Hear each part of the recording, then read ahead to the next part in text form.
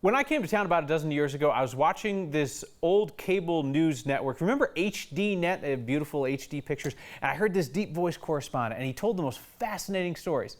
I had no idea that Greg Dobbs, that guy, lived here in Colorado. His prior work with ABC News took him around the world. And it took him to one special spot when all the world was looking to space. Greg Dobbs reflects on his day in Neil Armstrong's hometown in Ohio.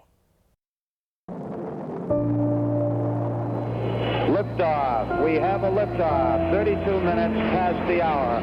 Liftoff on Apollo 11. July 20th, 1969. You know, there are people who were alive then who will tell you they'll never forget where they were when they saw Neil Armstrong step on the moon. And I'm one of them, because I remember exactly where I was. I was in his hometown of Wapakoneta, Ohio. And if there was any town in all the world that was more excited than all others, that's the one. There's really nothing to say about it. What can you say about a site like that?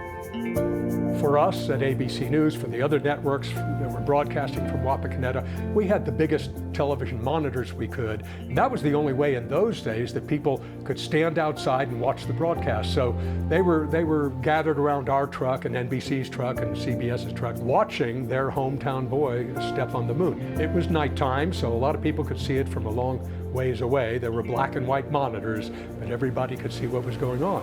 It's one small step for man, one giant leap for mankind. I've covered a lot of historical events as a correspondent for two different television networks, including the revolution in Iran and the Soviet invasion of Afghanistan and the peace process in the Middle East and the troubles in Northern Ireland. I don't think any was as exciting. Some were a little more vigorous, but none was as exciting as being a part of the coverage of man's first steps on the moon.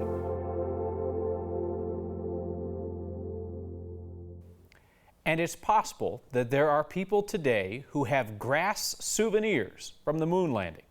Dobbs says he saw people pulling handfuls of grass out of Neil Armstrong's yard.